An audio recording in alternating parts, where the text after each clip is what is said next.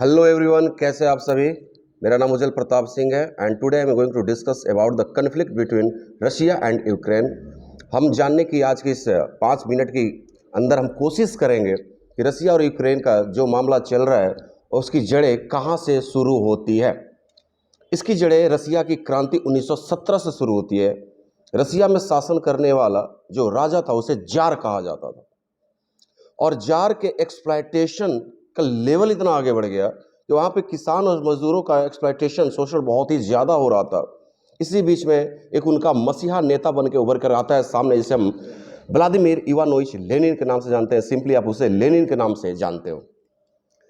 समाजवाद के प्रवर्तक कार्ल मार्क्स, जिनकी किताब 1848 में दास कैपिटल, 1868 में द कम्युनिस्ट मैनिफेस्टो छपती है, जिसमें कहा जाता है कि हे दुनिया के मजदूर और किसानों, इस एक्सप्लॉयटेशन के खिलाफ एक हो जाओ और समाजवाद की स्थापना की जाए पूरे विश्व में। समाजवाद सिंपली मतलब यह है कि एक देश के संसाधन पर, संपूर्ण संसाधन पर उस देश के सभी नागरिकों का बराबर का अधिकार हो। रसिया में यही मूवमेंट चलाई जाती है और 1917 में ये मूवमेंट सफल होता है और वहाँ के किसान मजदूर एक साथ होकर के राजा के एक्सप्लॉयटेशन के अगेंस्ट मूवमेंट करते हैं। और जो बुर्जुआ वर्ग था रशिया में, उनको, वो एक लंबी कहानी हो जाएगी, बस उनको रिमूव किया जाता है और वहाँ पे 1917 में समाजवादी पार्टी की गठन की जाती है लेनिन के नेतृत्व में। फिर रशिया 1924 में, लगभग 1924 के आसपास, वो क्या करता है कि रशिया के बाउंड्री से साझे जो भी कंट्रीज है ना, उनको मिला करके वो एक यूनियन बनाना चाहता है ताकि एक मजबूत यूनियन बने, शक्तिशाली देश बनकर उभर सके। इस क्रम में लगभग 15 कंट्री जो रशिया के बाउंड्री से टच में थे वो रशिया के साथ हो जाते हैं। और जब ये कंट्री रशिया के साथ होते हैं तो रशिया को यूएसएसआर कहा जाता है, union of Soviet socialist Republic. लेकिन दुर्भाग्य से 1991 में ये जो यूनियन था टूट जाती है, संघ टूट जाता है, क्योंकि समाजवाद भी वहां पे ब्रेक हो जाती है। वो एक अलग ही इतिहास है। उसी में जो रशिया के बाउंड्री से कनेक्ट में जो कंट्री थी वो स्वतंत्र इंडिपेंडेंट हो जाती है, रशिया से हट जाती है। उसी में यूक्रेन भी आता है। अब थोड़ी सा दूसरे पक्ष पे बात करते हैं। दूसरा एक पक्ष है मेरे दोस्त, नाटो के गठन को लेकर के। 1949 के आसपास अमेरिका वाशिंगटन डीसी में, यूनाइटेड स्टेट्स ऑफ अमेरिका में, NATO, North Atlantic Treaty Organization का गठन किया जाता है।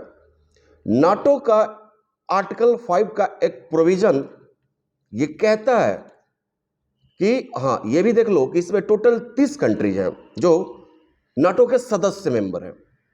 आर्टिकल 5 का प्रोविजन वो कहता है कि नाटो का कोई देश किसी दूसरे देश पर अटैक कर सकता है, लेकिन कोई दूसरा देश नाटो के किसी सदस्य देश पर अटैक करता है ना, तो नाटो में जो टोटल 30 कंट्री है मिलकर एक साथ मारेंगे।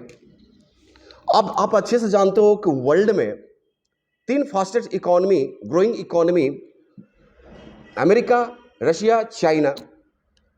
कहीं ना कहीं चाइना सुप्रीम स्तर पे जाना चाहता है और इसी बात को लेकर अमेरिका को, ये बात को टेंशन है, तो काउंटर करना चाहता है रशिया को।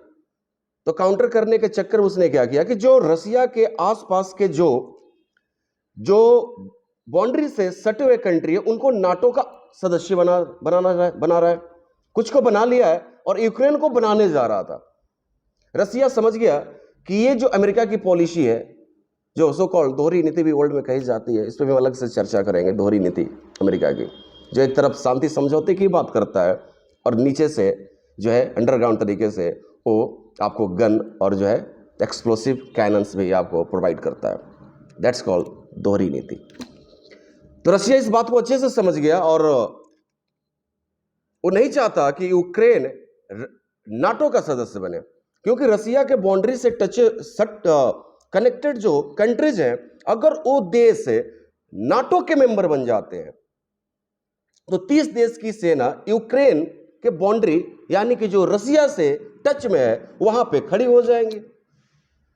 और किसी दिन रशिया के साथ कॉन्फ्लिक्ट हुआ तो 30 नाटो देश मिलकर के रशिया को अकेले धोएंगे, धोबी पछाड़। तो भाई, हर देश की अपनी जो सुरक्षा है, जो सिक्योरिटी है, वो टॉप प्रायोरिटी पर होती है। रसिया भी इसी चीज को फॉलो कर रहा है, रसिया कोई गलत नहीं कर रहा है, वो अपने देश के सिक्योरिटी को देखते हुए इस चीज का कदम उठाया उसने, और इसी में संघर्ष का जन्म होता है। कहानी की शुरुआत 2014 से चलती जाती है। मैंने कहा कि शॉर्ट वीडियो में बनाऊंगा, ज्यादा नहीं, ताकि आप समझ सको। 14 से कहानी चलती आ रही है और फाइनली दोनों के बीच में स्ट्रगल, वॉर चल रहा है। कहीं ना कहीं रसिया यूक्रेन पर भारी पड़ रहा है। आगे जो भी अपडेट होगा वो मैं आपको दूंगा, क्या इसका रिजल्ट आता है, कंक्लूजन क्या आता है। रशिया ने भी क्या किया, दिमाग लगाया।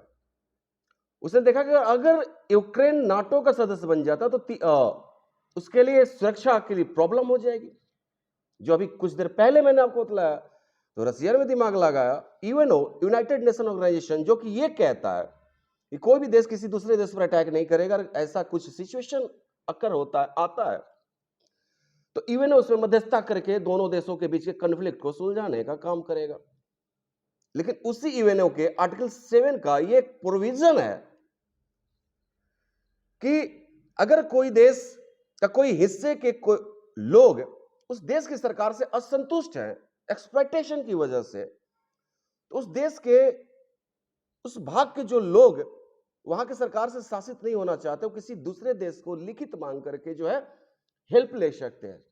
रसिया ने इसका सहारा बेनिफिट लिया और अपने ही लोगों को यूक्रेन के पश्चिमी क्षेत्र में अपने लोगों को खड़ा कर दिया उपद्रवी के तौर पे, और ये लेटर लिखवा लेता है कि रशिया हमारी हेल्प करे, यहां के गवर्नमेंट से हम संतुष्ट नहीं है।